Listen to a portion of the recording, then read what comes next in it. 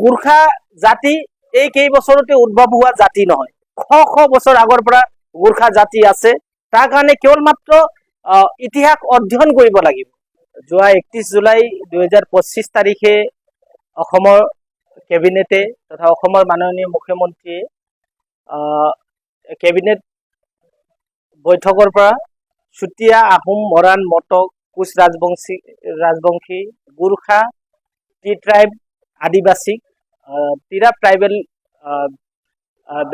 বেল্টত সুৰক্ষিত শ্ৰেণীত অন্তৰ্ভুক্ত কৰাৰ যিটো জাননী পাই আমি অতিকৈ সুখী হৈছোঁ। আৰু যোৱা 18 আগষ্ট তাৰিখে গেজেটেড নটিফিকেশ্যনৰ দ্বাৰা প্ৰটেক্টেড ক্লাছত ৰখা হ'ল। তাৰ কাৰণে আমি সদৌ অসম গুৰ্খা ছাত্ৰ সন্থাই সমগ্ৰ গুৰ্খাৰ হৈ অসমৰ মাননীয় মুখ্যমন্ত্ৰী ডাঙৰীয়াক আমি ধন্যবাদ দিব বিচাৰিছোঁ। ইমান 1951 চনৰ পৰাই যিবিলাক বঞ্চিত হৈ আছিলে ভূমিৰ পৰা, যিবিলাক এই সম্প্ৰদায়বিলাক আজি তেখেতলোকক ইয়াত যিটো অধিকাৰ দিয়াৰ ব্যৱস্থা কৰিলে, তাৰ কাৰণে তেখেতক আমি অশেষ ধন্যবাদ দিছোঁ। চব কথাটো হ'ল, আজি যিটো মিডিয়াত যিবিলাক কথাবিলাক আহি আছে, আমি চাই অতিকৈ দুখ প্ৰকাশ কৰিছোঁ। কিয়নো গুৰ্খা জাতিক লৈ যিবিলাক তুচ্ছ তাচ্ছিল্য মন্তব্যবিলাক কৰা হৈ আছে, তাৰ কাৰণে আমি অতিকৈ দুখিত।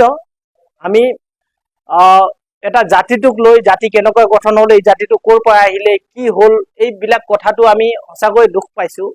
এটা কথা স্পষ্ট হয়, যিবিলাক ব্যক্তি আমাৰ মঞ্চত আহি গুৰ্খাসকল অসমৰ অংগাংগী আৰু গুৰ্খাসকলে ইয়াৰ খিলঞ্জীয়া আৰু গুৰ্খাসকলে ইয়াত স্থায়িত্ব আসন পাব লাগে বুলি যিবিলাকে ডিঙি হিৰ ফুলাই যিবিলাক ভাষণ দিছিল, কিন্তু তেনেকুৱা ব্যক্তিৰ পৰাই আজি গুৰ্খাসকল কি হয়, গুৰ্খা মানে কি হয়, গুৰ্খা জাতিটো কেতিয়া ক'ৰ পৰা উদ্ভৱ হ'ল, এই কথাবিলাক শুনি পাওঁতে আমি কিন্তু মনত দুখ পাইছোঁ।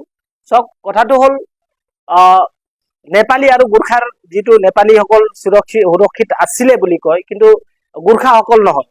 চব গুৰ্খা জাতি এই কেইবছৰতে উদ্ভৱ হোৱা জাতি নহয়, শ বছৰ আগৰ পৰা গুৰ্খা জাতি আছে। তাৰ কাৰণে কেৱল মাত্ৰ ইতিহাস অধ্যয়ন কৰিব লাগিব। আমি সকলোকে আহ্বান কৰোঁ, যিবিলাকে এই মন্তব্যবিলাক গুৰ্খা জাতিক লৈ কৰি আছে, তেখেতলোকক আমি আহ্বান কৰিব বিচাৰিছোঁ, গুৰ্খাৰ বিষয়ে অধ্যয়ন কৰক।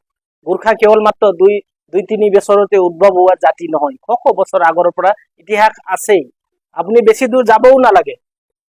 আমাৰ 1988 চনত ভাৰতৰ গৃহ মন্ত্ৰালয়ৰ ৰাজপত্ৰৰ দ্বাৰাই গুৰ্খাসকলৰ ইতিহাসৰ নাগৰিকত্বৰ স্পষ্টীকৰণ দাঙি ধৰিছে। এই ৰাজপত্ৰখন অধ্যয়ন কৰিবলৈও আমি আহ্বান জনাইছোঁ।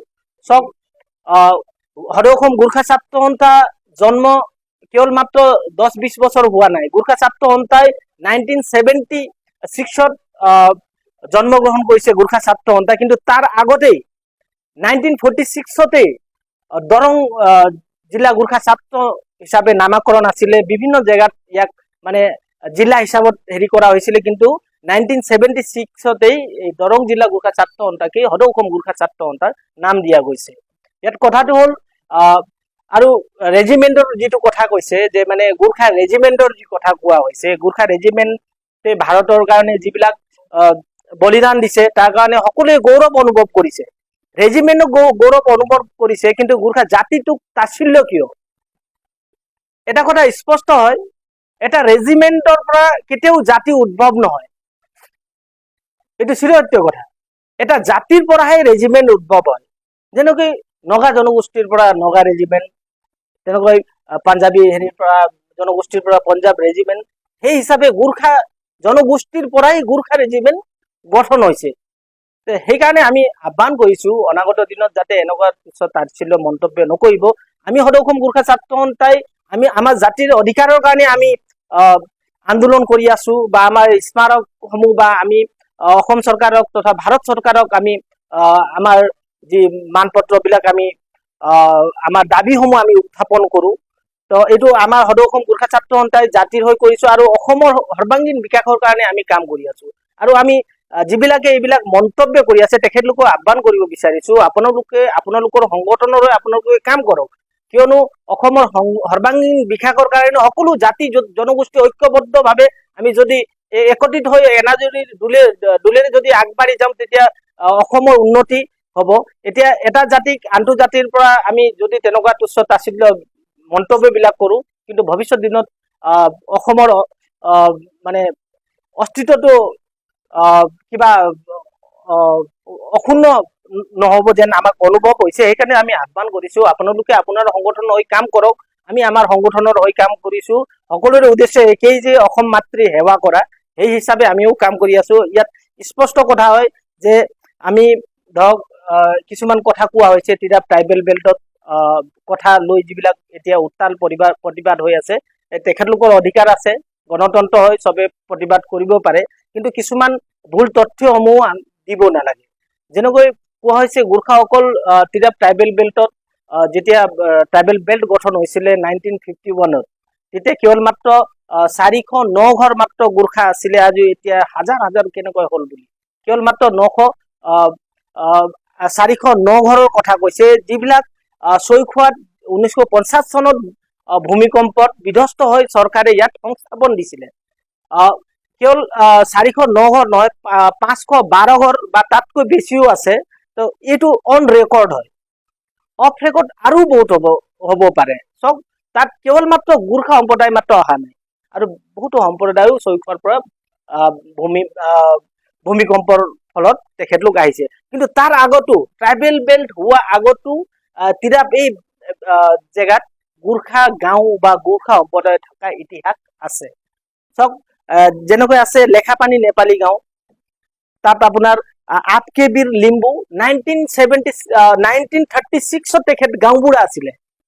লেখাপানী নেপালী গাঁৱৰ আপকে সিং লিম্বু 1936-ত তেখেত গাঁওবুঢ়া, পুৰা গাঁও এতিয়াও এইটো গাঁও আছে।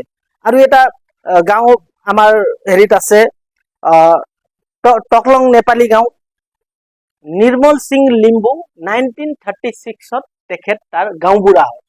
তো এই তথ্যবিলাকো সকলোৱে জনা উচিত। আৰু চাওক ইয়াত কিছুমান মন্তব্য কৰা আছে, বিদেশৰ পৰা আহি ইয়াত কিছুমান সম্প্ৰদায় ইয়াত আহি অধিকাৰ লোৱাৰ ব্যৱস্থা কৰিছে হৈ আছে বুলি যিবিলাক মন্তব্য কৰা আছে, সেইটো একেবাৰে মিছা মন্তব্য হয়। কিয়নো আইন আছে, আইনৰ সুৰুঙা দি কোনো পাৰ হ'ব নোৱাৰে। যে গোৰ্খা কোনো বাহিৰৰ পৰা আহিব নোৱাৰে, আহিও ইয়াত পাব নোৱাৰে। যদি তেখেতলোকৰ হাতত কিবা তথ্য আছে তেখেতলোকে আমাক দিয়ক, আমি সকলো ঐক্যবদ্ধ হৈ আমি এই বেল্টক আমি সুৰক্ষা কৰোঁ। আমি কেতিয়াও নিবিচাৰো যে জনজাতিৰ অধিকাৰটো খৰ্ব হওক বুলি। তো সেইকাৰণে আমি আহ্বান কৰিছোঁ এটাই কথা যে আপোনালোকৰ যি অধিকাৰ আছে, অধিকাৰ প্ৰাপ্তিৰ কাৰণে আন্দোলন কৰিছে কৰক, কিন্তু এটা জাতিক লৈ তুচ্ছ তাচ্ছিল্য নকৰিব, সেইটোৱে আমি আহ্বান কৰিব বিচাৰিছোঁ।